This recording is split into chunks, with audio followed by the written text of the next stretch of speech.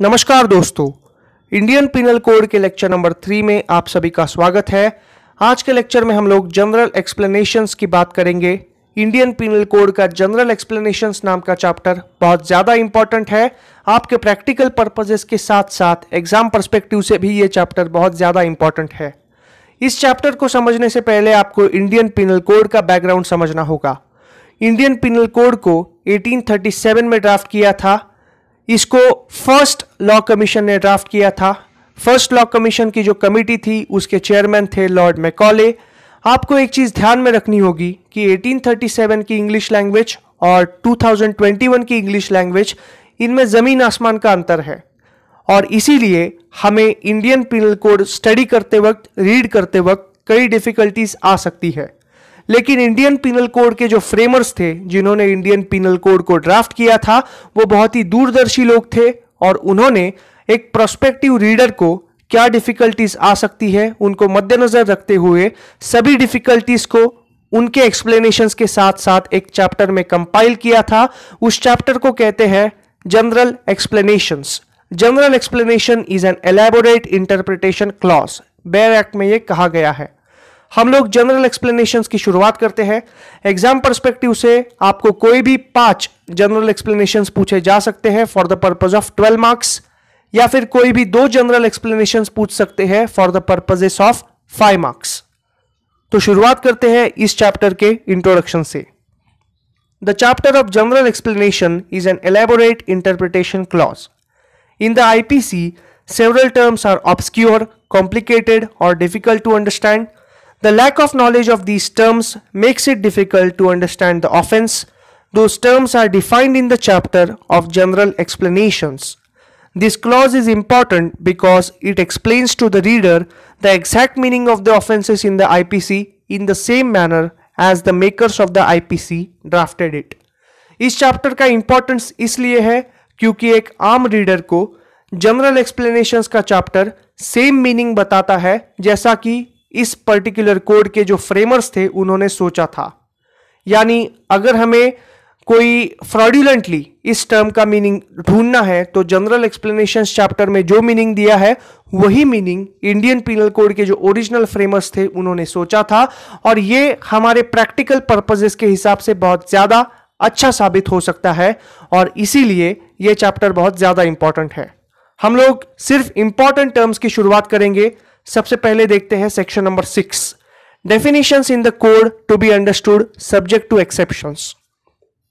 Throughout this code, every definition of an offense, every penal provision, and every illustration of every such definition or penal provision shall be understood subject to the exceptions contained in the chapter entitled General Exceptions, though those exceptions are not repeated in such definition, penal provision or illustration. इसका मतलब है कि general explanation या फिर Indian penal code का कोई भी term, provision, offence या फिर इलुस्ट्रेशन समझने से पहले हमें जनरल एक्सेप्शंस को मद्देनजर रखना होगा। Depending upon the particular situation in the offence, general exceptions हर एक ऑफेंस को रिलेवेंट रहेंगे। यानी अगर मर्डर का ऑफेंस होगा तो सेल्फ डिफेंस, ये जो जनरल एक्सेप्शन है वो रिलेवेंट रहेगा, या फिर कोई और ऑफेंस होगा तो कोई और जनरल एक्सेप्शंस उस सिचुएशन में रिलेवेंट रहेगा। लेकिन हर एक ऑफेंस को, हर एक इलुस्ट्रेशन को depending upon the situation general exceptions valid रहेंगे। ये कहता है सेक्शन नंबर 6। ये बहुत इंपॉर्टेंट सेक्शन है। Chapter number 3 of the IPC explains about the general exceptions to an offence. Every offense in the IPC is subject to those exceptions. Framers of the IPC created an entire chapter for this purpose because it would have been very exhausting for the reader to read the exceptions after every offense. जैसा मैंने आपको अभी explain किया था, हर एक offence के certain exceptions है, कई ऑफेंसेस के कॉमन एक्सेप्शंस है, और इसीलिए इंडियन पिनल कोड जो एक ऑलरेडी एग्जॉस्टिंग बुक है, ऑलरेडी बहुत लंबी बुक है, उसके हर एक ऑफेंस के एक्सेप्शंस अगर हम लोग लिखने बैठ जाए तो बहुत ज्यादा लंबी हो जाती बुक। इसीलिए जो फ्रेमर्स थे उन्होंने एक आम रीडर की ईज के लिए, यानी आम रीडर को ये इंडियन पिनल कोड पढ़ना आसान हो सके, इसीलिए उन्होंने सारे एक्सेप्शंस, सारे जनरल एक्सेप्शंस को कंपाइल किया और चैप्टर नंबर 3 बनाया, जिसे उन्होंने टाइटल दिया जनरल एक्सेप्शंस। तो डिपेंडिंग अपॉन द सिचुएशन हमें रिलेवेंट जनरल एक्सेप्शंस को मद्देनजर रखना होगा।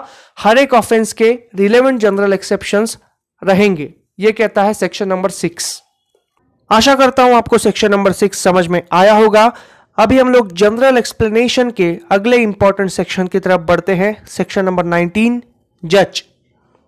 अगर मैं आपके सामने जज इस शब्द का प्रयोग करूं तो आपके सामने कोर्ट ऑफ लॉ में बैठा हुआ कोई एक इंसान आएगा जो लीगल मैटर को सुन रहा है और जजमेंट डिलीवर कर रहा है।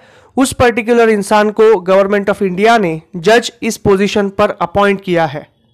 आप अपनी इमेजिनेशन के ऊपर बिल्कुल सही हो और वो इंसान भी जज है, लेकिन इंडियन पिनल कोड का जो बेयर एक्ट है उसमें जज इस टर्म का मतलब बहुत ज्यादा ब्रॉड है।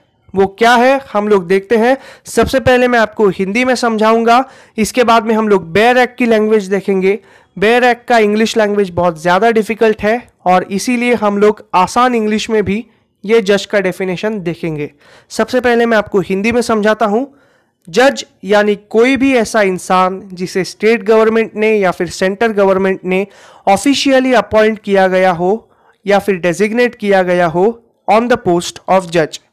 इसी के साथ साथ कोई भी ऐसा इंसान जिसे भले जज की पोस्ट पर अपॉइंटमेंट ना मिला हो, लेकिन उसे स्टेट गवर्नमेंट या फिर सेंटर गवर्नमेंट के किसी भी रिलेवेंट कानून द्वारा एम्पावर किया गया हो to give a judgment of a legal proceeding, चाहे वो लीगल प्रोसीडिंग सिविल हो या फिर क्रिमिनल हो।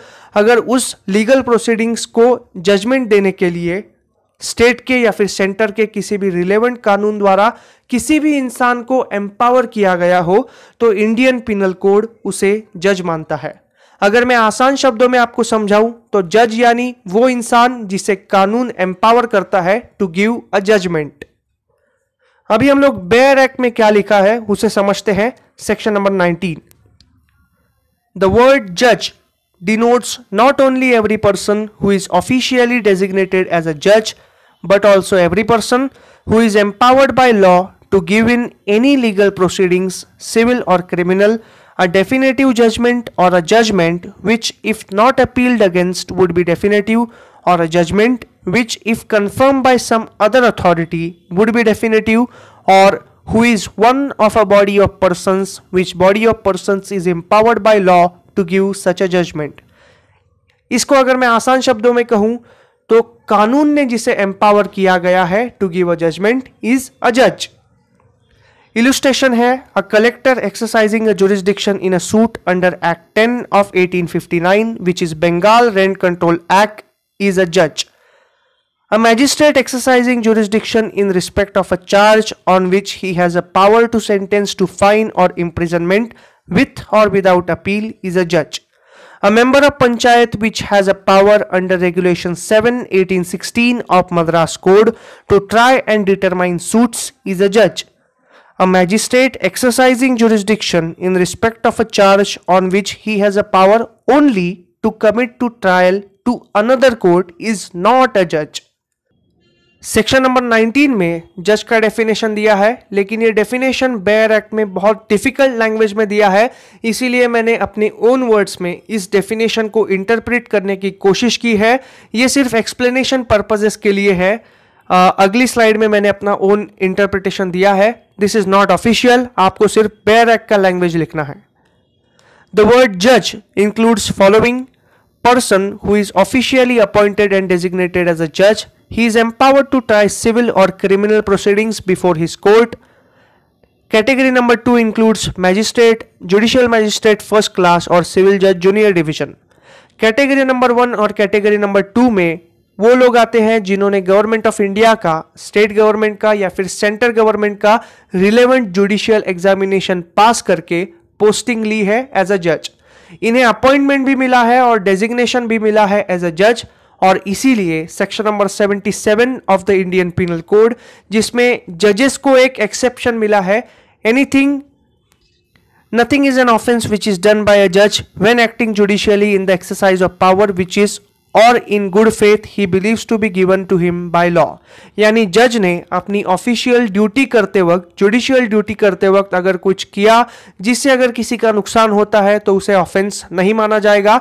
ये एक्सेप्शन सिर्फ कैटेगरी नंबर 1 और कैटेगरी नंबर 2 इन लोगों को मिलता है, क्योंकि उन्हें गवर्नमेंट ऑफ इंडिया से अपॉइंटमेंट भी मिला है और डेजिग्नेशन भी मिला है एज अ जज। लेकिन कैटेगरी नंबर 3 और कैटेगरी नंबर 4 में ऐसे लोग हैं जिन्हें कानून जज तो मानता है, लेकिन जज की हैसियत से उन्हें सैलरी नहीं मिलती, बेनिफिट्स नहीं मिलते, और जजेस का जो एक्सेप्शंस है यानी nothing is an offence for judicial acts, इनके लिए वो एलिजिबल नहीं माने जाते। कैटेगरी नंबर 3 में मेंबर्स ऑफ पंचायत जज माने जाते हैं for the relevant offences. Collector इसे भी जज माना जाता है for the relevant acts in his district. यानी कैटेगरी नंबर 3 और कैटेगरी नंबर 4 वाले लोगों को जज माना तो जाता है, लेकिन वो जज होते नहीं, जज की हैसियत से सैलरी नहीं लेते और बेनिफिट्स नहीं लेते। कैटेगरी नंबर 5 में ऐसा इंसान है जो भले मैजिस्ट्रेट तो है, लेकिन उसे सिर्फ इतना पावर मिला है कि अपने हायर जुडिशियल ऑफिस में ऑफेंसेस को डायरेक्ट करे, ना कि जजमेंट दे। तो ऐसे आदमी को, ऐसे मैजिस्ट्रेट को मैजिस्ट्रेट होते हुए भी कानून जज नहीं मानता। यह है explanation for the section number 19, definition of जज। अभी हम लोग सेक्शन नंबर 20 की तरफ बढ़ते हैं, कोर्ट ऑफ जस्टिस। सबसे पहले मैं इसे हिंदी में समझाता हूं। कोर्ट ऑफ जस्टिस यानी सेक्शन नंबर 19 में डिफाइन किया गया कोई भी जज या फिर उनका ग्रुप, यानी जिसे ग्रुप ऑफ जजेस भी कहा जाता है, जिसे लॉ द्वारा एम्पावर किया गया है to deliver a relevant judgment. जरूरी नहीं है कि कोर्ट ऑफ जस्टिस का जो मेंबर है वो जज की पोस्ट पर नियुक्त हो, जज की हैसियत से सैलरी लेता हो, लेकिन अगर कोई भी रिलेवेंट कानून उस पर्टिकुलर इंसान को जज मानता है तो उसके ऑफिस को और वो जो जजमेंट डिलीवर कर रहा है उसे कोर्ट ऑफ जस्टिस में डिलीवर किया गया जजमेंट माना जाएगा और उस इंसान को कोर्ट ऑफ जस्टिस में गिना जाएगा। अभी हम लोग देखते हैं बेयर एक्ट में क्या डेफिनेशन है। The words court of justice denote a judge who is empowered by law to act judicially alone or as a body of judges which is empowered by law to act judicially as a body when such judge or body of judge is acting judicially. Illustration: a panchayat acting under regulation 7 of 1816 of the Madras Code having a power to try and determine suits is a court of justice. अगर आसान शब्दों में कहूं तो court of justice का मतलब यह है कोई भी ऐसा इंसान जिसे section number 19 of the Indian penal code द्वारा जज माना जाता है, भले वो जज की पोस्ट पर नियुक्त ना किया हो, जज की हैसियत से सैलरी ना लेता हो, लेकिन अगर कानून उसे जज मानता है तो ऐसे किसी भी इंसान को कोर्ट ऑफ जस्टिस माना जाएगा। अगर ग्रुप ऑफ जजेस होगा या फिर ग्रुप ऑफ पीपल होगा, उन्हें भी कोर्ट ऑफ जस्टिस माना जाएगा अगर उन्हें लॉ के द्वारा ये एम्पावरमेंट मिला है कि वो एक रिलेवेंट जजमेंट दे सके। ऐसे किसी भी इंसान को या फिर ग्रुप ऑफ इंसानों को कोर्ट ऑफ जस्टिस माना जाएगा। केस लॉ है Bharat bank limited versus employees of the Bharat bank, all India reporter 1950। ये केस लॉ कहता है the industrial tribunals are very much like those of a body of discharging judicial functions and they have all the attributes of court of justice even though industrial tribunal is not a court of law. इसका मतलब है industrial tribunal को भी court of justice माना जाएगा। हालांकि industrial tribunal court of law नहीं है, लेकिन कोर्ट ऑफ जस्टिस है। कोर्ट ऑफ लॉ यानी कोर्ट एस्टैब्लिशमेंट नहीं है, वो एक ट्रिब्यूनल है, लेकिन इंडस्ट्रियल ट्रिब्यूनल को रिलेवेंट लेबर लॉज के कानून द्वारा ये एम्पावरमेंट दिया गया है कि इंडस्ट्रियल ट्रिब्यूनल रिलेवेंट प्रोविजंस होने पर एक फाइनल एंड बाइंडिंग जजमेंट दे सकता है। इसीलिए इंडस्ट्रियल ट्रिब्यूनल को भी कोर्ट ऑफ जस्टिस माना जाएगा और इंडस्ट्रियल ट्रिब्यूनल का जो कोरम होता है उसे भी कोर्ट ऑफ जस्टिस माना जाएगा। जरूरी नहीं है कि इंडस्ट्रियल ट्रिब्यूनल का जो कोरम है उसमें बैठा हर एक इंसान जज की हैसियत से नियुक्त किया गया हो। हालांकि इंडस्ट्रियल ट्रिब्यूनल का जो मेन न्यायाधीश है उसे न्यायाधीश की हैसियत से नियुक्त किया है, लेकिन उसके कोरम में 3 लोग होते हैं। जरूरी नहीं है कि बाकी के 2 लोग जज की हैसियत से नियुक्त किए गए हो, लेकिन इंडस्ट्रियल ट्रिब्यूनल को अगर कोर्ट ऑफ जस्टिस माना गया तो उन तीनों लोगों को यानी इंडस्ट्रियल ट्रिब्यूनल के कोरम को भी हमें कोर्ट ऑफ जस्टिस मानना पड़ेगा। यह कहता है Bharat bank limited versus employees of the Bharat bank 1950 ये case. If a group of people are officially empowered by law to act judicially alone or together, then they are together known as court of justice, even though they are not the members of the court of law. इसका मतलब अगर किसी individual इंसान को या फिर group of people को officially empower किया गया है to deliver a final and binding judgment, even though they are not officially designated or appointed as judges, they are deemed to be as members of court of justice. यानी वो जरूरी नहीं है कि officially जज हो, लेकिन उन्हें कोर्ट ऑफ जस्टिस का मेंबर माना जाता है. ये कहता है section number 20 of the Indian penal code. That's it for today's lecture. Thank you so much. Please like, share and subscribe to my channel.